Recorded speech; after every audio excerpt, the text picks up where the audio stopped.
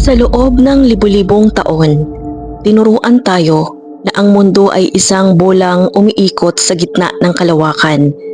Pero paano kung ang lahat na nakikita mo sa textbook ay mali? Ngayon, pag-uusapan natin ang isa sa pinaka-controversial na paksa sa internet, ang Flat Earth Theory. Bakit nga ba sa panahon ng makabagong teknolohiya, libu-libo pa rin ang naniniwala na ang mundo ay flat? Para sa mga flat earthers, ang pinakamalaking ebidensya ay ang iyong sariling pandama. Sinasabi nila, look around you. Ang horizon daw ay laging pantay sa level ng mata kahit gaano ka kataas. Ang isang dahilan ay the ice wall.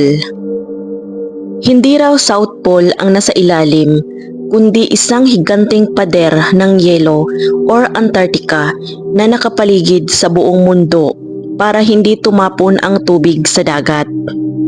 Pangalawa, the dome or ang firmament. Naniniwala sila na may parang glass dome na nakatakip sa atin at ang mga bituin at araw ay maliliit lang at nasa loob nito. Water finds its level, isang sikat na linya nila. Ang tubig daw ay laging naghahanap ng patag na surface, kaya paano ito babaluktot sa isang bola? At by the way, ang mga flat earthers ay tumutukoy sa mga taong naniniwala na flat ang earth. Ang tanong, bakit nga ba hindi natin mararamdaman ang ikot? Sabi ng science, ang mundo ay umiikot ng 1,600 km per hour. Ang tanong ng mga skeptics, bakit hindi natin ito nararamdaman? Bakit ang mga ulap ay hindi naiiwan? Well, sasagutin natin yan. Dito papasok ang tinatawag na inertia. Ipaliwanag na parang nasa loob ka ng mabilis na sasakyan o eroplano. Kung constant ang bilis at walang lubak, hindi mo mararamdaman ang galaw dahil kasama kang gumagalaw ng atmosphere. Well, para maunawaan ng buong buo ang kwentong ito, balikan natin noong unang-una pa. Noong unang panahon, luhikal para sa mga tao na isiping patag ang mundo. Kung titingnan mo ang paligid, mukhang pantay ang lupa at ang langit ay parang nakataob na mangkok. Ang Mesopotamia at Egypt ay naniniwala sila na ang mundo ay isang patag na disk na lumulutang sa isang higanting karagatan. Ang ancient China naman ay hanggang noong 17th century na natili ang paniniwalang ang mundo ay patag at parisukat habang ang langit ay pabilog. Ang pagdiskubre sa sphere sa 6th-4th century BC, hindi mga astronaut ang unang nakatuklas na bilog ang mundo, kundi ang mga Griyegong pilosopo gamit ang math at observation. Si Pythagoras, siya ang isa sa mga unang nagsabi na ang mundo ay bilog, base sa aesthetic na rason na ang sphere ang perfect shape. Nagbigay naman si Aristotle na siya ang konkretong ebidensya. Lunar eclipse, nakita niya na pabilog ang anino ng mundo sa buwan. Ang isa ay North Star. Napansin niya na nagbabago ang posisyon ng mga bituin depende sa layo ng nilalakbay mo sa hilaga o timog. Noong 240 BC naman, kinakalkula ni Eratosthenes niya ang circumference ng mundo gamit lamang ang dalawang poste, anino at geometry. Halos tumama siya sa totoong sukat nito. Middle Ages naman, noong panahon ni Christopher Columbus, ang mga tao raw ay takot maglayag dahil baka mahulog sila sa dulo ng mundo. Correction, noong Middle Ages alam na ng lahat ng edukadong tao at ng simbahan na ang mundo ay bilog. Ang pinagdedebatihan lang nila noon ay kung gaano ba talaga ito kalaki. Si Samuel Robotham sa 19th century naman, dito nagsimula ang modernong flat earth movement. Noong 1849, inilathala ni Samuel Robotham ang pamphlet na Zetetic Astronomy. Ginamit niya ang Bedford Level Experiment kung saan sinubukan niyang patunayan na walang kurba ang tubig sa isang mahabang kanal. Nakalaunan ay napatunayang mali dahil sa atmospheric refraction. Ang kanyang mga ideya ang naging pundasyon ng Universal Zetetic Society. Pero, bakit nga ba flat ang Earth? Sa madaling salita, hindi flat ang Earth. Pero kung ang tanong mo ay bakit ito ang paniniwala ng ilan o bakit ito mukhang flat sa ating paningin, narito ang mga dahilan. Number 1, ang perfect stable ng tao or the scale problem. Ang pinakasimpleng dahilan kung bakit mukhang flat ang mundo ay dahil masyadong malaki ang Earth kumpara sa atin. Isipin mo ang isang langgam na naglalakad sa ibabaw ng isang higanting beach ball. Para sa langgam, ang nilalakaran niya ay mukhang patag dahil sobrang liit ng bahagi ng curve ang nakikita niya. Ang radius ng Earth ay humigit kumulang 6,371 kilometers at dahil dito, ang curvada or curvature ay hindi halata hanggat hindi ka umaabot sa taas na 35,000 feet gaya ng sa eroplano o tumitingin sa malawak na horizon ng dagat. Ang Zetetic Method or Trust Your Senses. Ang mga naniniwala sa flat earth ay gumagamit ng Zetetic Method. Ibig sabihin, mas pinapahalagahan nila ang sariling observation kaysa sa scientific theories. Sinasabi nila kung ang mundo ay bilog at umiikot, bakit hindi natin nararamdaman ang hangin na humahampas sa atin? Bakit ang tubig sa baso ay laging patag?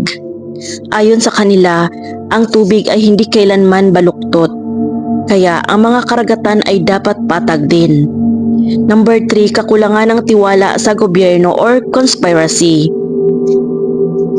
Para sa marami sa kanila, ang global earth ay isang paraan daw ng mga gobyerno at ng NASA para itago ang katotohanan. Naniniwala sila na ang mga litrato mula sa space ay CGI o ginamitan ng fish eye lens para magmukhang bilog. May ice wall or Antarctica na nakapaligid sa atin na binabantayan ng mga militar para walang makalabas at makakita ng dulo.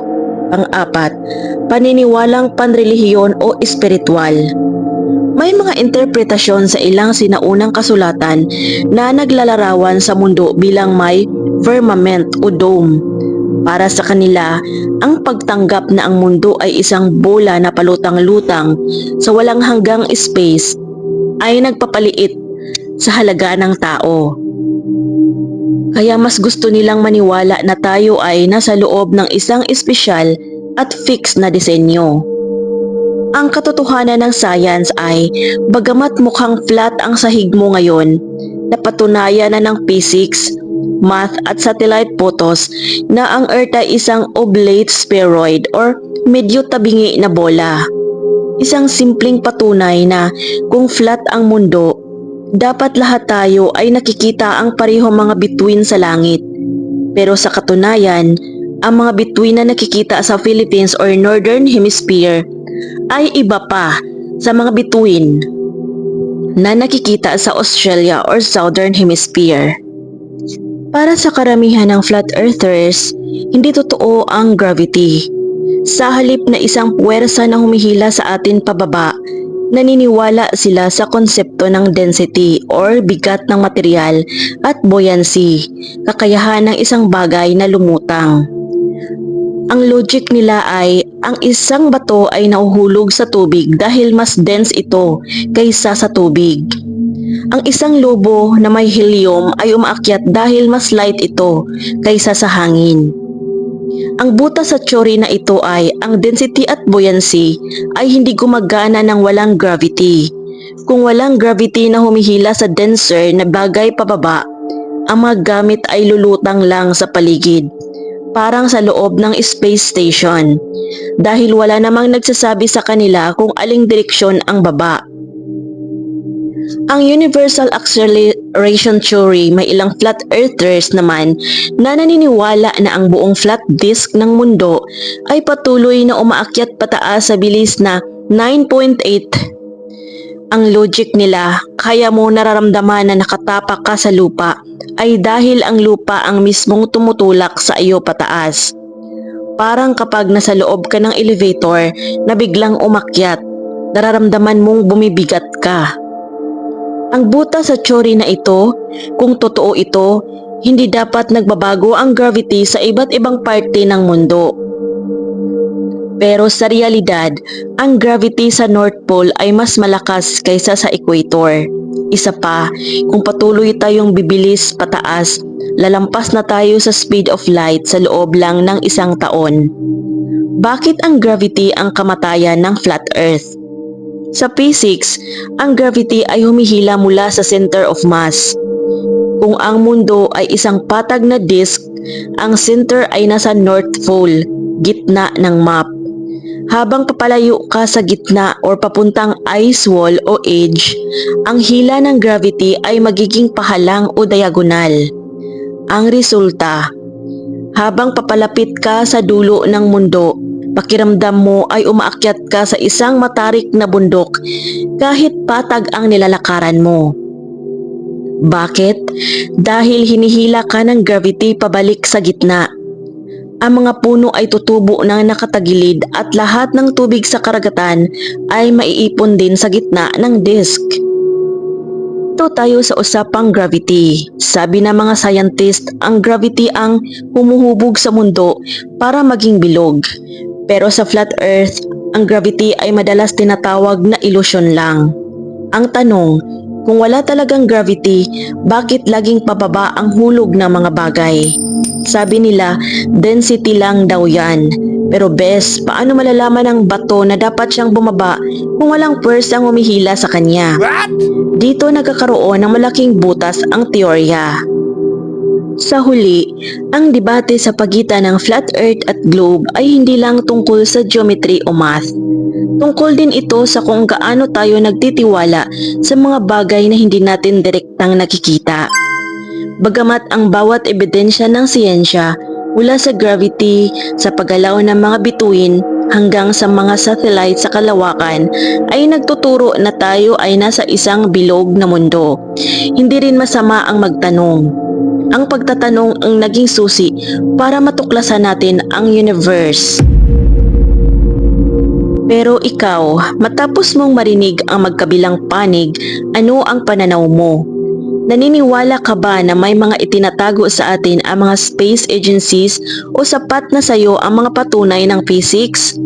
I-comment mo ang iyong theory sa ibaba at please keep the discussion civil. Kung nagustuhan mo ang video na ito, huwag kalimutang i-like at i-share para mas marami pa tayong mapaisip. Huwag basta maniwala, huwag basta tumango, maging mapanuri at hanggang sa susunod na paglalakbay natin sa katotohanan. Salamat.